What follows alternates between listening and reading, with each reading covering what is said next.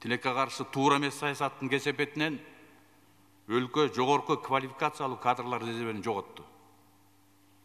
Кыргызстандын Тоо-Кен тармагындагы мыкты адистери башка мамлекеттерде иштеп жатканын билебиз. Булар Казакстанда иштеп атат, Россияда иштеп атат, ал түгүл Европада, Канадада, Африкада, араб өлкөлөрүндө иштеп атканын көрүп атабыз. Бүгүн биз бул кадрларды түздөшүбүз, кадр кырдаалды түздөп, Тоо-Кен тармагындагы ишканаларга чет жакта жүргөн өзүбүздүн мыкты адистерибизди тартышыбыз керек деп ойлойм. Урматтуу кеңештин мүчөлөрү, кен казынасын пайдалануу чөйрөсүндө улуттук кызыкчылыктарды сактоо максатында азыр өкмөт жүргүзүп жаткан бир катар иштерге токтолуп кетейин. Оюбузча мамлекеттик Тоо-Кен компаниясы түзүлүш керек Кыргыз алтындын базасында. Азыркы Кыргыз алтынды көрүп жатабыз. Илең салаң мамлекеттик компанияга айланышты. Канча деген жер, кен байлыктардын ээси боло турган компанияны улам-улам башкаларга үлүштөрүн кескилеп берип отуруп, эң аягында макмалды калтырышты. Макмалдын тагдырын азыр көрүп атасыздар. Эми азыр кайра бир нукка салып, мына чечип атабыз. Кумтөрдө алтын кенинин запасы азайгандыгына байланыштуу кийин келечекте кумтөрдүн иши кыскарат, бардыгыбыз билебиз. Өкмөт бул багытта конкреттүү чаралардын үстүндө иштөөдө. Мындай чаралары катары экономиканын башка артыкчылыктуу секторлорун өнүктүрүүнү көздөп жатабыз. Сөзсүз түрдө бул азыркы талкуулап жаткан тармакты өнүктүрүү. Мисалы 2018 жылы ички дүң продукциянын көлөмүнүн өсүшү биринчи жолу кумтөрдү кошпогондо 3,15% өстү. Өндүрүштүн өсүшү биз толугу менен экономиканын башка секторлорунан камсыз кылдык. Бул өлкөнүн экономикасынын кумтөр алтын гигантынан болгон көз карандылыктын азайышынын биринчи кадамдары болот деп ойлойбуз. Ошондой эле өкмөт өзүнүн ишин төмөндөгүдөй негизги стратегиялык багыттарды алып барат деп атабыз. Биринчиси, кен казынасы боюнча мамлекеттик фондду рационалдуу пайдалануу максатында өлкөнүн кен казынасына жана чарбакер субъектилерге, жана айтып кеткен бардык субъектилерге лицензия алган, иштебей аткан, коррупциялык механизм менен ар кандай максаттарда жүргөн лицензиялардын баарын инвентаризациялоо жүрүп жатат азыр. Мындай иш азыр өлкөнүн мамлекеттик мүлк секторунда Совет доорунан кийин биринчи жолу жүргүзүп жатат. Азыр биз мүлк фондуна ушундай максат менен иштеп жатабыз. Азыркы Тоо-Кен тармагында дагы ушундай ишти жүргүзөбүз тез аранын ичинде. Мында биринчи иштин ачык айкындуулугун камсыз кылат. Эрежелерди бузган инвесторлорго мыйзамсыз лицензия берүү токтойт. Берилген лицензиялар иштебесе, аны кайра кароо зарыл деп эсептейбиз. Экинчиси, Кыргыз Республикасынын кен казынасын пайдалануу чөйрөсүн өнүктүрүү боюнча узак мөөнөттүү программалык документ иштеп чыгуу. Инвентаризациянын негизинде аталган программалык документ иштелип чыгып, ал Тоо-Кен тармагынын ишин жөнгө салат. Программанын артыкчылыктарына өлкөнүн улуттук кызыкчылыктары, кен казынасынын өнүктүрүүнүн системалуулугу, аймактарды өнүктүрүү, башкаруунун ачык айкындуулугу жана сөзсүз түрдө жана биз айтып жаткан экология маселеси. Кен бүткөндөн кийин сөзсүз түрдө ал жерде адам жашай турган, жаратылышыбыз адам бара турган, жашай турган жерге айланыш керек деп эсептейбиз. Үчүнчүсү, кен казынасын пайдалануу чөйрөсүндөгү мыйзамдарды өркүндөтүү.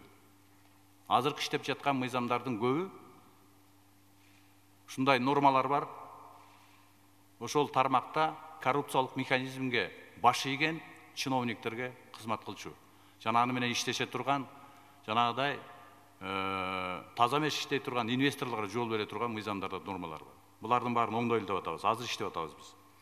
Кыргыз Республикасынын Тоо-Кен тармагындагы мыйзамдардагы айрым карама-каршылыктар жана так жазылган ченемдердин жоктугу ишти татаалдаштырып, инвестициялык кызыктуулукту азайтат. Азыркы учурда өкмөт бул чөйрөдөгү бардык мыйзамдарга талдоолорду жүргүзүп, жыйынтыгында жаңы мыйзам долбоорлору иштелип чыгат. Өкмөт тендерлерди жана конкурстарды өткөрүүдө ачык айкындуулукту камсыз кылуу үчүн атайын процедуралар жана тартиптер иштелип чыгууда. Урматтуу президентибиз Сооронбай Шарипович баса белгилеп кеткендей, кен байлыктар элдин байлыгы. Демек, кендерге байланышкан мыйзамдык актылар мамлекеттин кызыкчылыгы үчүн иштеши. Кен иштетүүдөгү шарттардын, тагыраак айтканда, кен чайкоочу заводдордун жоктугунан концентраттар өлкөдөн чыгарылып кетүүдө. Бир да мамлекетте мисал жок. Өзү иштете албай өзүнүн кенин башка мамлекетке, мен кыргызча айтканда, топурак катары, руда катары алып чыгып, анан башка мамлекетте иштетип атканы. Бул дагы ошол коррупциянын бир жолу. Чоң кендер канча тонна алып кеткенин Сооронбай биз мисал кылдык. Тоо кен жагынан сурасак, комитеттен сурасак, канча руда алып чыкканын билбейт. Таможнядан сурасак, башка бир цифраны айтат. Демек, мен ойлойм, бул жерде жанагы мен айтып аткан бүт мамлекеттик органдар ушуга кызыктар, рудан алып чыкканга.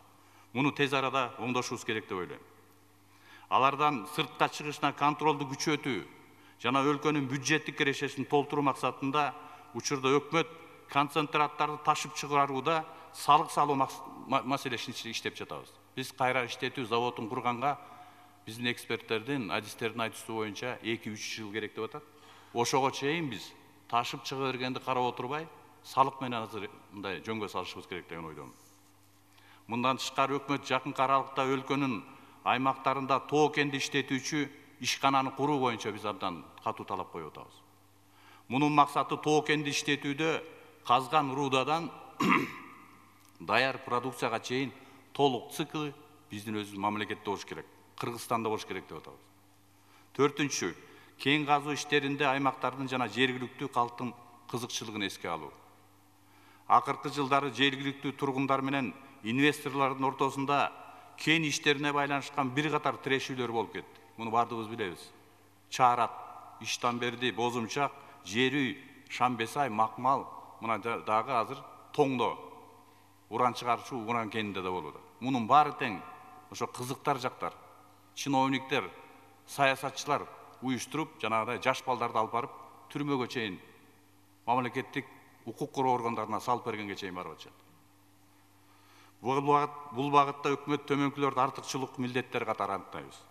Компаниялар тарабынан иш жүргүзгөн аймактарда мыйзамдуулуктун жана укуктук тартиптин бекем сакталышы. Тажрыйбасы бар, финансылык жана техникалык жактан туруктуу базасы бар. Ак ниет инвесторлорго кен иштетүүгө укуктарды берүү. Жергиликтүү элдин укуктарын коргоп, конкреттүү милдеттерди жана жоопкерчиликтерди коюу менен 3 тараптуу макулдашууларды түзүү. Бул биринчиси жергиликтүү өз алдынча башкаруу органы, инвестор, анан жергиликтүү коомчулук, калкыбыз өзүбүздүн. 5-инчиси аймактын экологиялык коопсуздугун сактоо. Пайдалуу кендерди казган райондордо экологиянын сакталышы өкмөттүн негизги милдети. Бүгүн тоо кен компаниялары максималды пайда көрүү үчүн экологиялык жана техникалык нормаларды бузган учурлар бар. Өкмөт тараптан жерлерде экологиянын абалына жыл сайын мониторинг жүргүзүлүп, катуу көзөмөлгө алышыбыз зарыл. Анын ичинде өкмөт кумтөр долбоору боюнча экологиялык маселелерди комплекстүү жөнгө салуу боюнча талаптарды күчөтүүдөбүз. Биздин позиция жаратылыштуу коргоо төлөмдөрүн жана аймакты өнүктүрүү үчүн социалдык өнөктөштүктү кеңейтүү боюнча каржылоонун көлөмүн көбөйтүү. Жана биз айтып аткан келечекте кен бүткөндөн кийин ошол жерде эмне болот? Хвостохранилищеден башка дагы акча каражаттары бюджеттен талап кылына турган чыгымдар пайда болот жакында. Мына ушулардын баарын тең комплекстүү чечишибиз керек.